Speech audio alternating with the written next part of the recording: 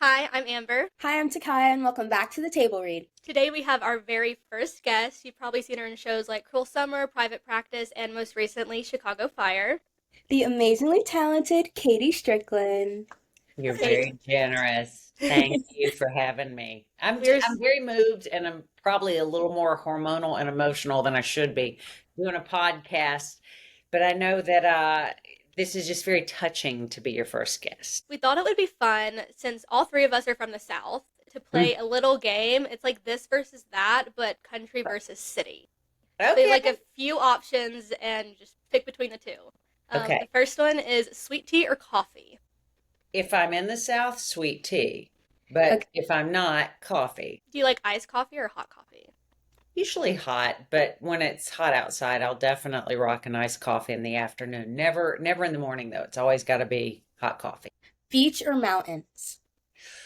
Oh, really, that's an unfair question. I mean, I love the ocean beyond, but having lived just below the Hollywood sign for damn near 20 years, I would do that hike to the Hollywood sign all the time, and I just love mountains. So that's mountains in the winter, beach in the summer. How about that answer? I like that. Perfect. Yes. Country music or pop? Ooh, it depends on the country and depends on the pop because they both can be hideous earworms. But why don't we just go with both because Taylor Swift does both and Beyonce does not do pop in my book, but she does both. So I think when you've got two queens like that, why not celebrate all things? Bless your heart or y'all come back now. Oh, bless your heart. Because I grew up hearing that so much, but I think y'all come back is the friendlier thing and it sort of sets you up for success. But bless your heart, we all know what that's about. And then the last one, Whataburger or In-N-Out? I've never had a Whataburger. It's So, she was gonna say that. It's so not I'll the go best. in and out. Yeah, But you're not missing much. Before we dive in, we wanted to share with our listeners how this all came about. Okay. So, Amber and I had the pleasure of meeting KaDee at a convention in London this past May, and we told her about our podcast. Where we discussed all things film and TV, and we asked her if she'd be interested in joining us, and she so graciously agreed. Well, how could I say no? I mean, I think, well, I didn't at the time understand I was going to be your first guest, which again, thank you. But the other thing, I just think it's so wonderful that you're making this thing that allows people to learn and hear experiences. And I mean, look, in an era where I want people to care about film and television and theater and support the arts because they are historically the way we have communicated who we are as a people. I mean, from the beginning of time, this is now the version of how we get to do those things, to communicate, to connect, to see ourselves, to learn about things we have no idea about. And I think it's important that we cherish that stuff. And I think in community, we have to elevate these opportunities, and you gals are getting it done. So I love it. How could I say no? We're Yeah. so thankful because we haven't even known each other a year. Mm-mm. Oh, wow. Yeah, That's and cool. we just like because she wants to do more acting and I'm like more I like to write. Mm-hmm. So we decided to do this podcast because we have different interests in the industry. And we were like, we're such a fan of, I mean, you and like a bunch of different shows. We were like, how fun would it be to bring people, actors, writers, directors on here to get their perspective on things? Yeah, well, I think, perspective, and it changes so much and it's changing so rapidly, and our business has changed so rapidly. And I think having a dynamic duo of a writer and an actor is a real gift because I think, a lot of what I like to watch, especially these days, it's, one hand holds the other, one hand washes the other. And I think that's a really beautiful, healthy combination to just offer each other the best of what you have creatively. So, yeah, you. Thank you. We actually filmed a short in London, just the two of us, and we just have to edit it and do all that fun stuff. But we're really Unbelievable. Unbelievable. I mean, congratulations. You made a film Thank in you. a hot minute. Well, speaking of the convention in London, Mm-hmm. kind of like a two-part question, because you were there on Mother's Day. Yes. So, how do you balance your personal life and your career? But what about the conventions keep you coming back and wanting to attend one on like an important day? Well, I mean, the London experience, that particular convention, and there aren't, there are more of these things, these rescue reunions and things. There's stuff in Chicago, there's stuff in Paris, there's stuff in London, and I believe there's some stuff in Italy, which I've not been to, but it's you kind of the lifestyle of a performer is always the checks and balances of what is the opportunity and what is the ceremony. I've never been away from my child on Mother's Day, and that was a new experience. But because of what I'd experienced in London in the fall, I knew who I'd be spending time with and what the value of that would be. And in some ways, it gave me an opportunity to say to my child, we get to celebrate when I come back. We get to celebrate in whatever way you want to celebrate me. But you also get to be with your grandmother because my husband's mother was with them. And that was a big experience for her. So she had a real opportunity to be with her sons and her grandson. And that for me was really special. But I honestly, especially because that was the last day of the convention, it was a very moving day. Um, and I just feel like my cup was filled in a different way, and in a way where it's like, this is the opportunity right now. So you actually have the opportunity to connect with a wide net of people that have loved and supported you. Your child knows he has you whenever. Like that's a given. But this is a real opportunity to experience being love bombed and saying thank you. And I think that's really important. It is important and integral to who I am. That is one of the big reasons I do this. The option opportunity to know that what you do is not in a vacuum, that it has meaning, because we have no control unless we're directing and editing the piece. So at the end of the day, whatever you see on television or in film is out of the actor's hands. So to know that this offering, this presentation of how you have performed a character and your own personal vulnerability, which was infused in this character a lot for me on Private Practice, which was what I was there representing mostly. So that to me was important, and it just feels good. Those fans that go to that particular convention, the way that particular convention is run, there it's very intimate. And I've been lucky because every experience, whether it be in Chicago or Paris or there, the organizers have been really wonderful about who they draw in. Sometimes the conditions, you'd wish it was different for people. It wasn't so hot, or they weren't so jammed back to back with certain things, but that's part of it. And I think the other thing I like, and it kind of speaks to just the actor's life in general, I'd say, it's very fluid. I mean, you have a schedule, but you never know what's going to happen. You never know who you're going to encounter. You never know why they're there. But it's just, and when it really comes down to Shondaland and the people that she casts and things, like that is always an opportunity I want to, because I feel like I'm a part of a family that is extended beyond Private Practice. And once you've been in that family, you all know what it is. You all have stories to share. And it's also great to just be with your kind of people. So my Mother's Day was quite remarkable. And I got to FaceTime with my kid. And I got to find cards in my luggage. So it was sweet. It was a sweet time. It's also for me, I want our son to know that what we do matters and that people care about what we do and that it has great meaning to us, that people that have been generous enough to support us are seen and heard. I think that's really important, and particularly face to face. I think that's just different. I mean, I can say there have been different times in my life when I've had experiences with fans just in day-to-day life that are really remarkable, and I'm a bit spoiled because my fans are very respectful, and they are often, it's not just a car waxing of you're great. It's like, it's very specific. Like, people that know who I am or people that watch my work are very specific and they care about what I've done.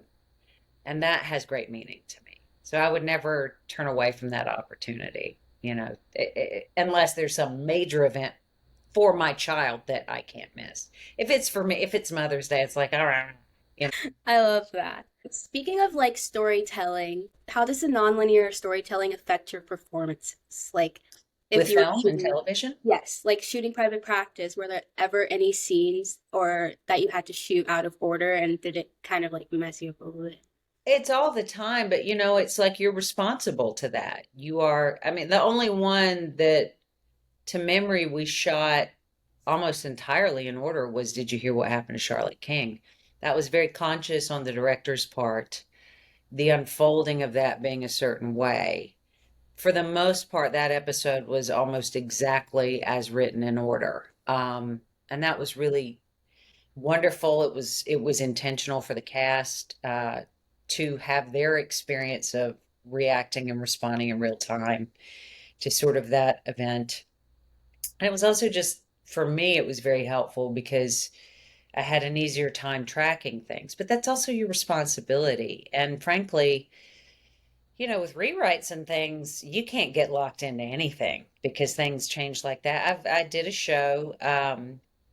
I will not name it because I think these are things that could misrepresent what I'm actually trying to point out. But they had called action and handed me a rewrite after action was called. I just glance at it, just walk in, and I'm like, oh, this is not how I work. But I did it. I did it because that's my job. And I'm kind of one of those people who's willing to try to work in different ways because you have to be adaptable. It's a very fluid, there are people that have different gifts as actors where they are very, very open, available. Then there are people that are very technically sound. Like they are all like they know that camera, they know what the camera's getting. I think, when I started out, I was so naive about that stuff. I was like, well, the less I know, the better. No, no, no, no. You must learn the lens. You must make it your friend. You are not on stage. You got to know it's critical that you are not blocking someone's light, that you are giving the angles that are needed, all the justification for being shot in the way they are. Like you got to show that's a new muscle you have to develop. That kind of leads me into the next question I had. You were on Cruel Summer, Uh-huh. and kind of talking about like the non-linear storytelling. The Yeah. show, it was like three different timelines Uh-huh. over the whole show in like one episode. Yeah. Were you told how everything was going to play out at the beginning, or did you find out with each script? Each script. There Okay. was there was a when I got that role, there was a major part of my character's story and development that just completely was taken out.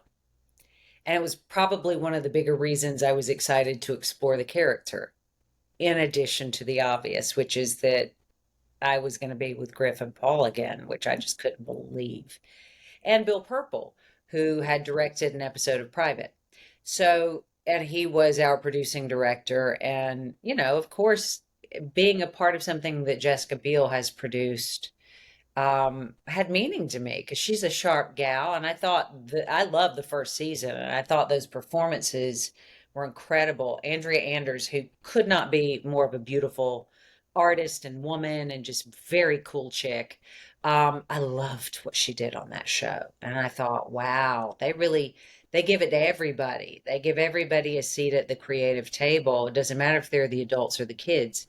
And I thought there was a particular storyline that I had with, well, it very much directly impacted my relationship with Sadie and sort of gave you clarifications. But in the end, the story of the kids needed more time. They wanted that to be the focus. That was very clear. And that was a bummer for me because it was this whole thing I was, excited to work out. But, I mean, again, the opportunity to work and to be with great people overrides anything that gets cut from a script. So, I also it was really lovely to sort of be on set with young actors and to be aware of like just how different the industry is for them. When I came up, particularly as a young woman, very different experience than these girls were having. They had such agency. If they didn't like something, they said it. If they weren't cool with something, they said it. And, you know, Lexi and Sadie both are the people that I was around the most in terms of the young women that I had the most work with. And of course, Griff is literally like my child. Um, Crazy. But those gals were so clear. They were so clear about where their boundaries were. And for me, it was a bit jarring, frankly, because it's just not what I came up in. But it's also really exciting because I think it's taken a long time to get there, and in some ways, a short time. Um, Things for women to have agency right down to getting a credit card, that only happened in the 80s, if memory serves. I mean, this is an interesting time. And I'm very grateful that young women don't have to have some of the things come up that I did, or that I saw, or that I learned about happening to other people that I cared about. So, you know, I mean, it's all evolving and it will continue to, just as, again, we sit here and do this. There is going to be no one way to do this business, no one way to create material. There just never has really, I suppose, but certainly the options are endless at this point. Yeah, I feel like it also just gives everyone an opportunity to be creative in a way and Hmm. like try new things. I feel like no way it's ever the same, and I'm like learning that with my acting coach how like I don't have to learn every script the same way. Kind of like figure it out as I go as I lean into the character. So, Well, and it's an interesting thing. I was thinking about this because I knew we were going to be talking. And, you know, when I started out, people would try to really peg, like, oh, you're this, you're the next this, oh, this is you. And, you know, part of what I fell in love with about acting was seeing actors that I admired do things that I just couldn't believe transform in front of me.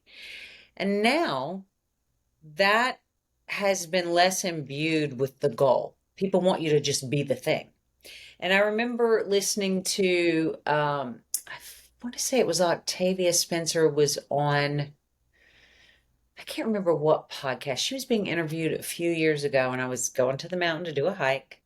And I remember hearing her talk about her time in casting. And when I was in college, because it was such a theater driven program, I worked at a local casting agency to try to learn about the camera and to try to learn about how people got cast in movies and television. And what happened to coincide with when I did this was I was in Philadelphia, so there were a lot of industrials and things like that being made in that area. So there was that way to sustain and sort of supplement the theater actor's life. But then movies like 12 Monkeys, Philadelphia, all these movies started coming in, Sixth Sense, and that gave options and opportunities to be on camera. You could always take the train to New York and try that, which people did, but it brought a new opportunity to educate myself. And I will say something that Octavia said that I understood so differently between that time in a casting office. Because, you know, actors, to generalize, they think that there's something they could have done differently.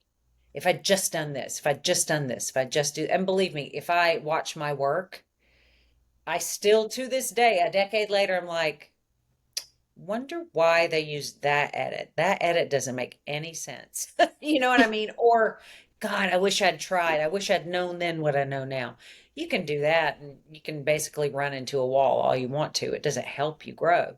But I loved this, and I've since heard Brett Goldstein say this because he's been talking about the casting process now that he's produced so many shows, not only just been in them, but produced them.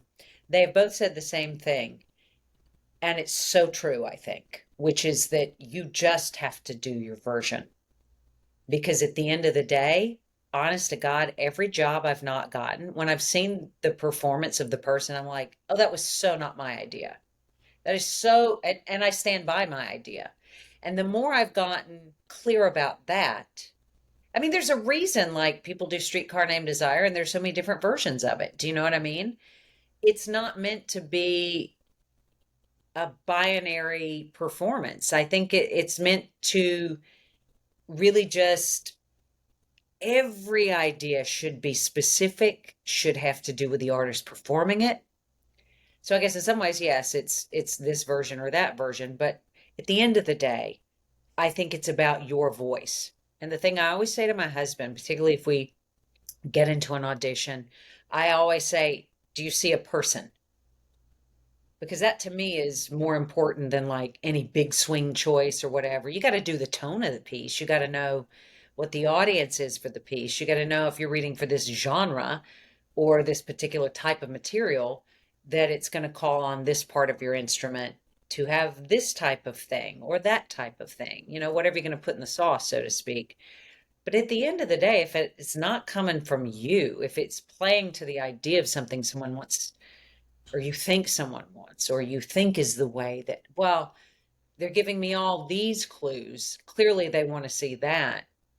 Yes, and what do you have to offer it? You saying all that about Octavia Spencer kind of made me think of something. Mm-hmm. Where do you think, as far as women in the industry, the real change happens? And do you think that the next generation of women taking over Hollywood, because like right now it's still kind of a male dominated industry, but women, you're seeing more women appear like in directing roles, writing roles. Now that they do have women like Octavia Spencer to look up to, what do you hope to see in the next generation of?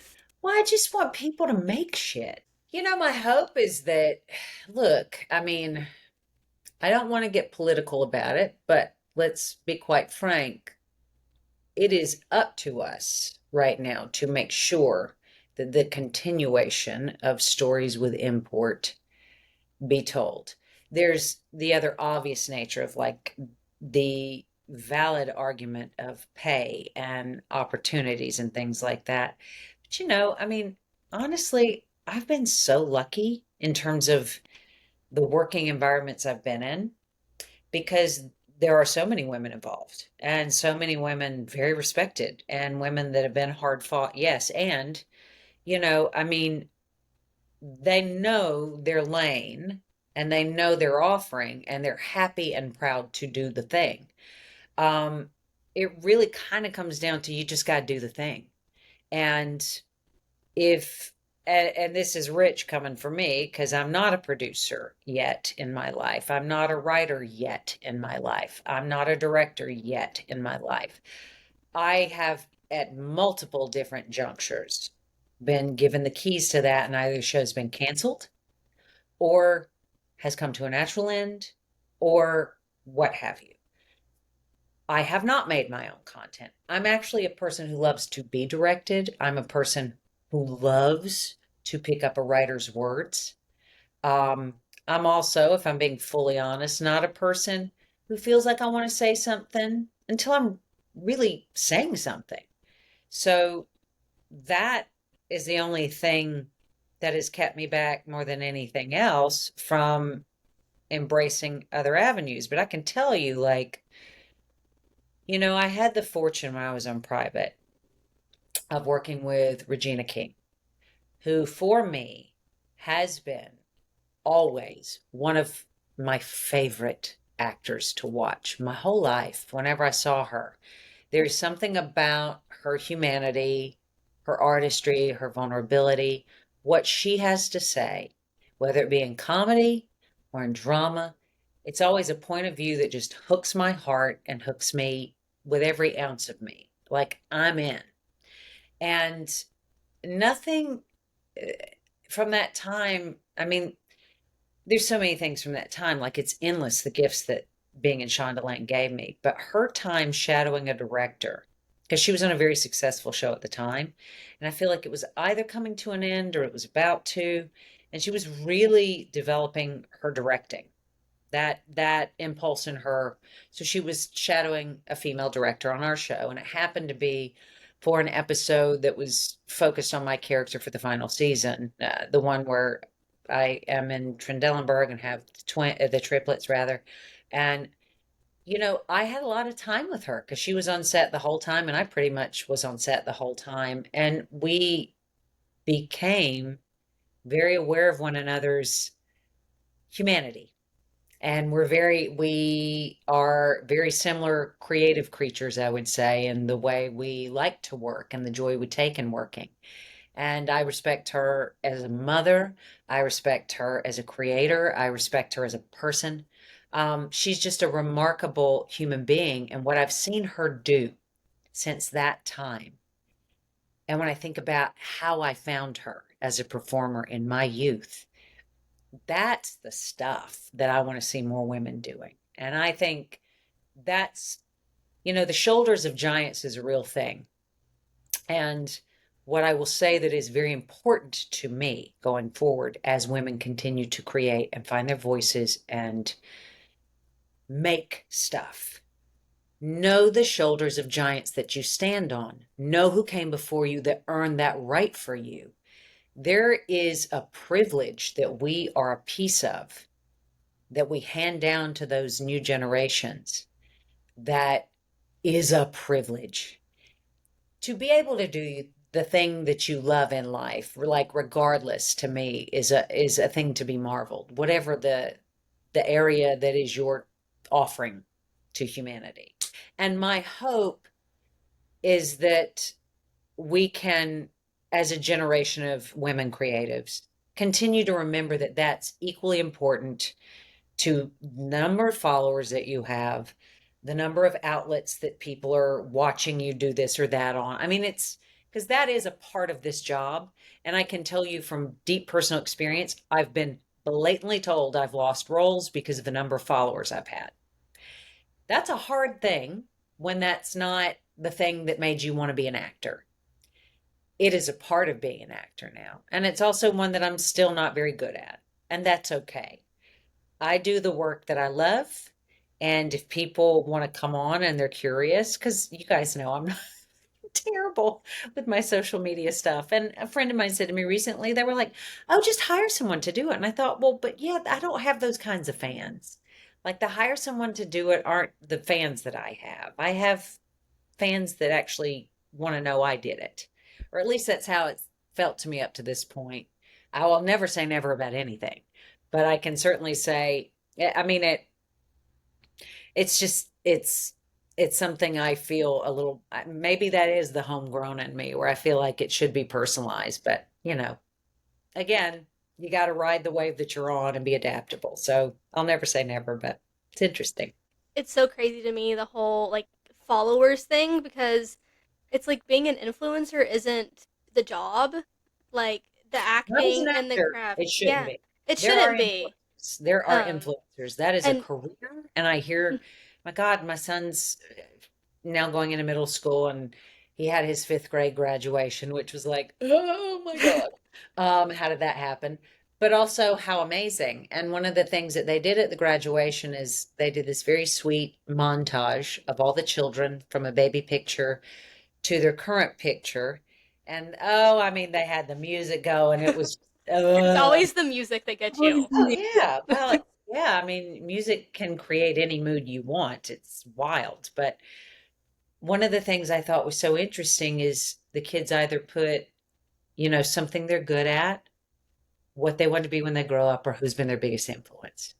And I saw one child say he wanted to be a YouTuber. And I just had that moment where I just grabbed my husband's hand and I thought, that's a career. I definitely agree with all the influencer talk and everything. It's such a weird time that we live in, and I feel like it's all that we've known, like Mhm. growing up and everything. But when we were in elementary school and telling people what we wanted to be when we grow up, it was always doctor, teacher, something Yeah, like yeah. that. It wasn't YouTuber or influencer. Think And it's interesting. I'll tell you, a friend of mine had a show on network television, very successful.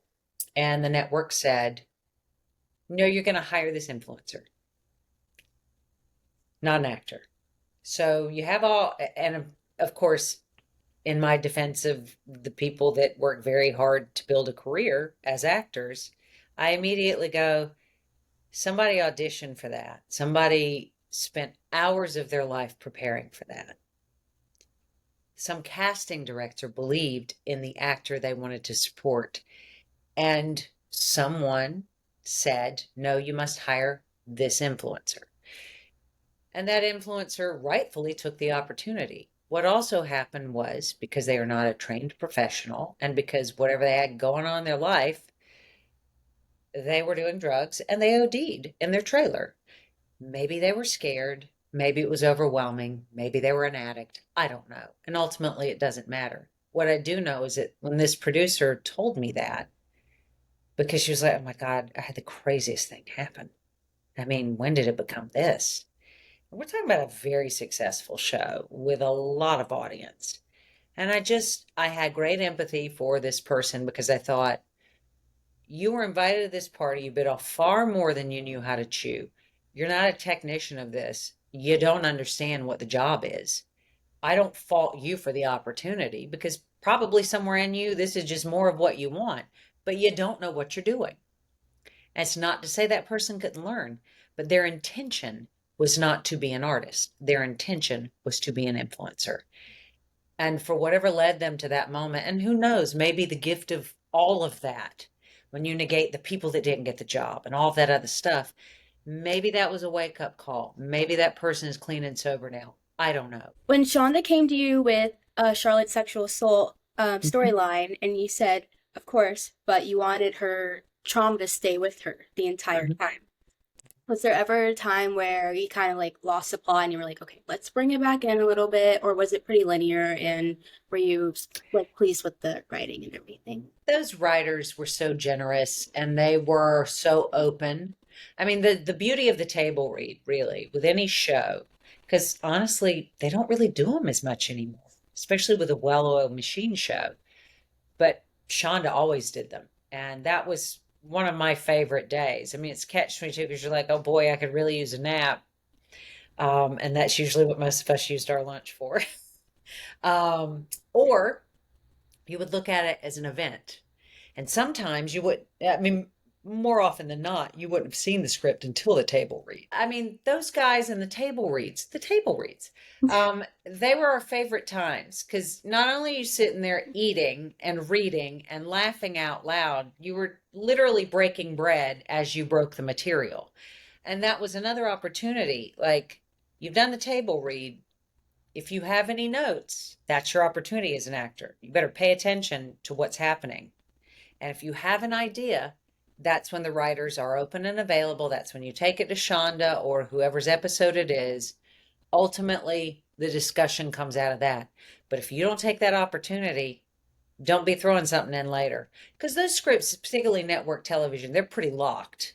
And that's because of standards and practices. That's many different things. But I'm always very much, I adhere to the writer.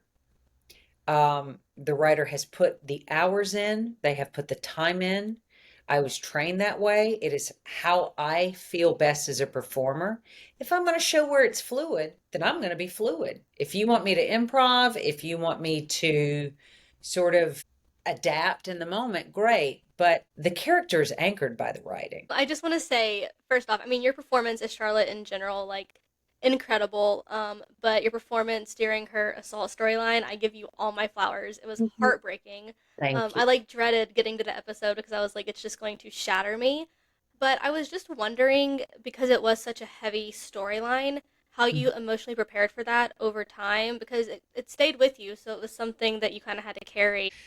You know, that's the life experience piece, right? Like, you get a story like that, which all the flowers to any actor and all the awards and all the things, there's certain asks that we get.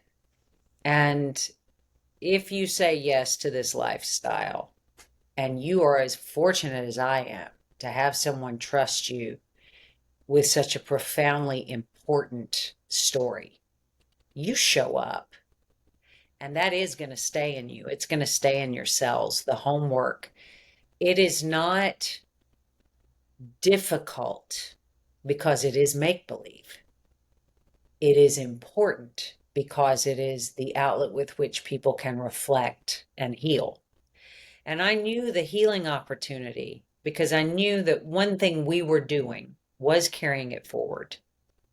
And that Paul and I would always have to access this understanding of how you continue with intimacy, how you continue with a person who is shattered and has to rebuild themselves and carry the knowledge that it never goes away. It is the invisible wound of the soul. So there will be times when you're triggered, but that's being a human being. So accessing that for me, again, that was a holy experience. That's as close to God as a person can get as an artist because it is so relatable. And I'll tell you, when you go back to the gratitude of sort of now I look at conventions and the opportunity that gives people to connect with me about that we're able to relate and heal or say thank you or whatever they have to say. At the time when that came out, I would be at the grocery store and I'd be getting in my car. And I remember in particular, a man came up to me, a young man, and he said, thank you, and walked away. That stuff I will carry to my grave. When I have conversations with our child about consent, they're influenced so much more by what I've seen and what I know. And that is a gift to me as a person. It's a gift to me as a performer. I don't take it lightly, but it was so in my nervous system that it was not something that I found was ever an effort. It was just, you were just channeling beautiful writing, human experience. I also really know, like, when you know statistics about assault and the varying degrees with which we are more and more aware, and, the varying degrees with which in the last few years people are constantly reminded that re-victimization is just fine by some people. There's a subset of individuals that do not care, that are predators, that get away with shit. And I am grateful that I do know better and that it is never going to rest in me that people care for those who have to carry this invisible wound. Like, I'll never be at rest about that issue, just like I won't when it comes to women's health care and trans rights and continue racial rights. I mean,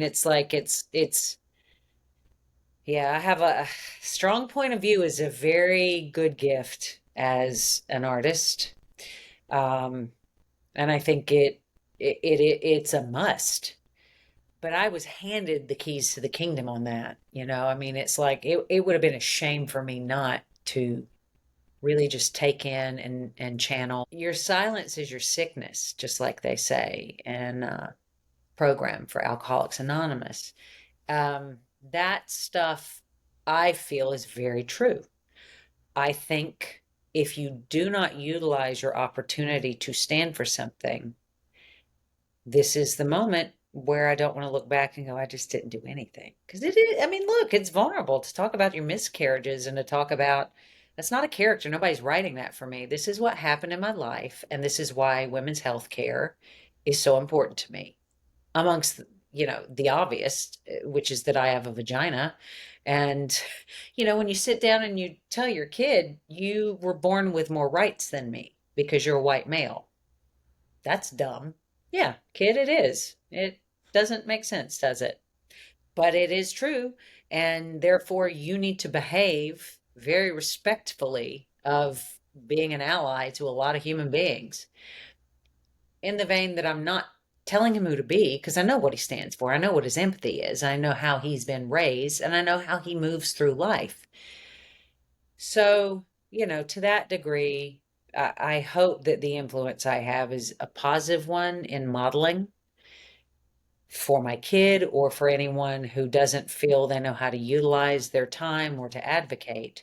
But it's just who I am. It's just me being true to why I feel I was born. The other thing I really must say is that I have the best fans, and it's not like it sounds silly and trite, but it's not lip service. I do like the human beings that I have encountered that are so generous. And yes, they're very kind to me about my work, but they're just great people. They're great people, like really lovely human beings that are vulnerable and powerful and connected, and they're right here with you. So, I mean, if that's who's buying what I'm selling, then I got it good. You do have it really good. We have a few fan questions that you can Great. answer in however way you want. Tiana asked, Mhm. what was the hardest scene you've had to shoot and how'd you prepare for it? I mean, the obvious is the vulnerability of that. But again, it was, I had prepared so much. That is to that point, preparation is everything when you have the grace and the time and can do the research and really know what you require and ask for it, really ask for it. Um, so that, I wouldn't say it's the hardest. I think what was harder, honestly, was having to learn all those dances. Because it's not that, and like I did a movie with Nicolas Cage, and the first scene we shot, I had to sing, which I've never been trained to sing. I had to sing and do it in lingerie, which was just horrifying. And I mean, if I may, I just had a miscarriage, so my body was not my own, and I just did not feel the sexuality of this woman. I felt, kind of gutted. And you just got to pull up your big boots and roll in and forget that you're not you, and do the work and just have fun with the fact that, I mean, Nicolas Cage was as a kid, and I told him this out of the gate. I was like, oh my God, Valley Girl, I memorized it front to back. Like I was just obsessed with you in that movie. And that made him laugh, because he shared experiences about filming it. So it was like, I've been lucky that I've been able to be around people when things are hard. And he said, oh, he told me this story about a thing that was asked of him once that he didn't feel fully prepared for. And, it's just like you're there for each other. So I don't know. I mean, there's always hard stuff, but I kind of feel like that hard stuff is what grows you bigger. So yeah, not the best answer, but a true one. Katie asks, are there any Charlotte or other character one-liners that have stuck with you? And her favorite is, she's 90 pounds soaking wet, but she's a fighter. Oh, that's beautiful. Well, that was Paul's line. Ugh, I remember that moment so vividly. I love when I look back at that speech about giving him hell about being a big man because I'm a big woman. It's a great speech. It's just like, you want to chew on that. I love that whole outpouring that came, and then of course, ends in a very romantic comedy dip, and smooch. So that's really, I thought, sweet. I always look back at that, and that's some of my favorite dialogue. But Charlotte King had like just all the time. She was All iconic. Yeah, and I would give some of the writers that wanted to know, like, because my dad is like, he's full of them. He's got a one-liner all the time, and it's not intentional. He's like a coach and a superintendent of schools and a vice principal and a disciplinarian. So it's not like he never saw himself as having one-liners, but oh my God, he was a hoot, is a hoot. He still is. But back then I would kind of come in with colloquial stuff to give the writers, and some of it's in the show. Hannah asks, if there's one thing you could tell someone who's kind of struggling in their 20s, what would you tell them? Get off your phone. I do mean that sincerely. Like, I think that yes, as much as I do honor and praise the fact that you found friends and you even discovered my work through the social media interaction, and it can be a profound tool. Something I witnessed, I want to say it was a week or a week and a half ago. Yeah, Sunday would have been a week ago. I went for a walk around the lake with my husband, and we looked over, and there was a woman sitting by the lake, nestled in a tree with a book in her hand. And I just thought, that's something I need to do. That's great. Because she was having such a personal experience that is very self-directed, that is not outer. She's getting lost in a story, whatever she's reading. I don't know. I didn't go ask her. But it's the simplicity of that and being outside and breathing air and getting away from, because I think I'll speak for myself. It is an overwhelming time.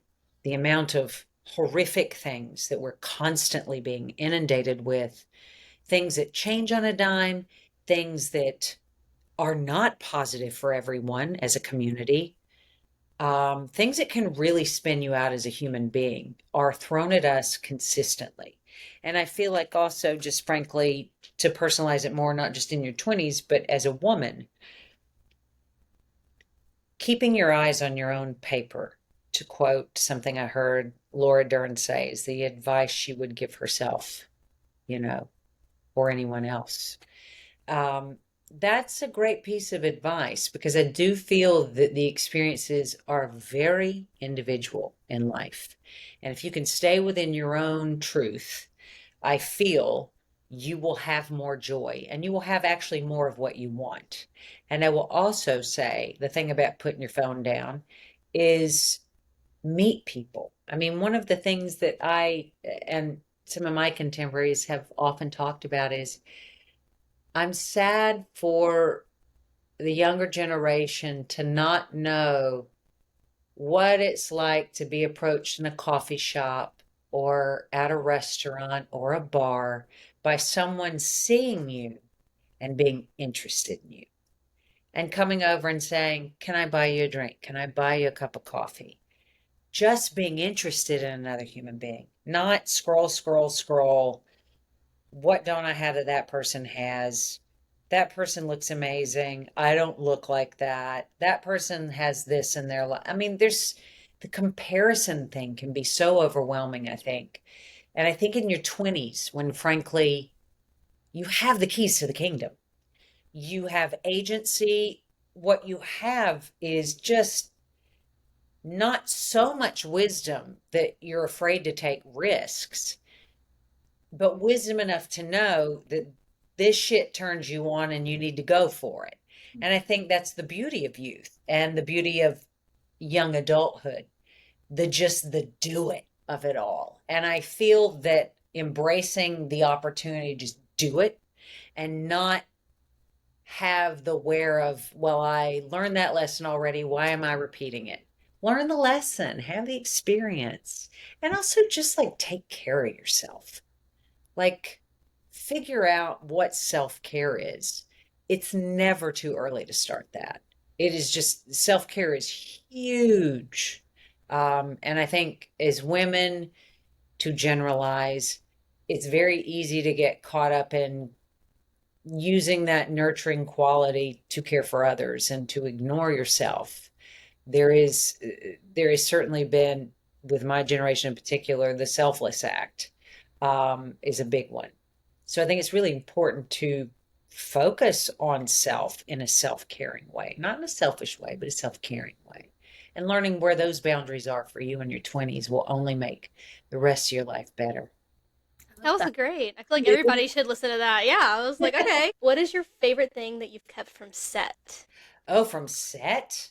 I mean, I keep a lot of silly business. But there's one thing that, because it was very fancy, and sort of a bit of a rule break.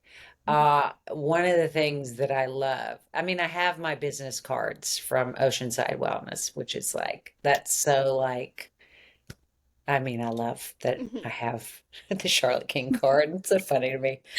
But also, I wore this great, to be all labely, because I'm not a very fancy person, but I do love a fancy thing. and I didn't own anything like this in my personal life, but there's a Burberry raincoat that was just so gorgeous. And it was this green jacket um, that I wore in a scene. I want to say had to do it was I can't remember if Paul was in the scene or not, but AJ Langer was. And I feel like it's when she might have been revealing something about her illness or something to do with Mason, but it was just this boss jacket. I mean, boss. And because it was rain, they had to have multiples. So it was easy to transfer in and out. And at the end of the show, because they keep everything, at the end of the show, the lovely Linda in the wardrobe department just said, "We got two. Keep one for you." And I was like, "Oh, I Like, get a lady jacket? What?" So whenever I'm feeling fancy in the rain, I wear my lady jacket, and that's probably like, that's just fun. That's fun, girly stuff.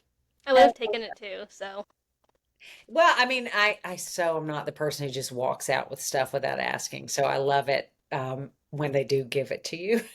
It's nice I love because it's special. It's a special memory. and it's like you don't have to like actually take it. It was offered, so it's like you don't feel bad Yeah, about it. yeah, no, Disney's doing just fine. everyone knows we're called the table read. Yeah. And we decided when we came up with our podcast that we're going to ask every guest if they could build their dream table read, who would you pick? You can include yourself, but it doesn't count. Like you don't count. So there's 6 chairs, you and then 5 others. Be writer, 5 other actors? writer, director, actor, whoever you want. Oh God, this is an impossible question, but I'm the first guest, so I can say that. I mean, I would throw Regina King in for sure because she's all the things, but also, I've never acted with her. I've just been a part of the grace that is Regina, but she would definitely be top of the pops. And she does all the things. So maybe she takes two of those seats. Maybe she's directing it. Who knows? I'd love to act opposite her. Um, and this would be the most bizarre script ever because I would also have to say, like, Kate McKinnon, I think is just It's hilarious. a genius. Like truly, that woman is one of the boldest performers and the most unpredictable and the always deliverable. Um, I love comedy, like honest to God, like that's my comfort food, if you will. That's what I watch on a loop. So that's two ladies. Let's think of a gentleman. It's impossible ask. I get three more people? Yes. Three more people. I mean, already, what is this? What is this piece of material if it's Kate McKinnon and Regina King? um, oh God. I mean, Joanne Woodward sadly would be at that table. She has dementia, I believe, or Alzheimer's. So would not, I would have to, can I pick her from her youth? You can pick Okay. anybody, dead or Lord, alive, whoever. Oh, more impossible. Okay, so there are three. All right, it's gonna be a lady. It's gonna be a lady show. No men at girl this. power. That's It okay. is. This is a woman's piece. So I'm also gonna say the name came and went. So wait, I've got Regina, I've got Kate McKinnon, Joanne Woodward, Julianne Moore, my North Star. I think of all the careers you could want as an actress. For me personally, she's done everything you could want to do, and she continues to. I mean, it's so hard, ladies. Um, I mean, just because I cited her, I mean, what is, I don't know what this piece is. Um, there are too many more. So I'm not going to say anybody I've already worked with because there are a few people I'd like to repeat offend that I didn't get enough time to work with. I mean, let's face it, I've been on set with just Kathy Bates, Alfred Woodard, I mean, Taraji. Like, I've been around some Viola Davis. Oh Oh, my you know what? Let's throw Viola in because Yeah. Viola in that mix would be so fun. She would be so fun. I mean, I was going to say Jane Fonda because I already talked about her. But no, I want to do that because I don't know where that would be such a different swing for Kate McKinnon. with all those other people. That would be such a different, I mean, because then there's Melissa McCarthy. I could go on and on and on and on, but I'm just gonna keep it there. Why not? I would watch it. I will watch Okay, it. great. Me too. I don't know what we're doing, but we're doing something. Something. That shit would be unprecedented. It'd be Whatever. amazing. Yeah. Okay, great. Let's see KaDee, thank you so much for being on our podcast and being our first guest. Do you have anything else that you would like to add or say to your fans before we go? Thank you. I mean, thank you. Thank you for being supportive. Thank you for supporting this podcast because I think it's a very important one.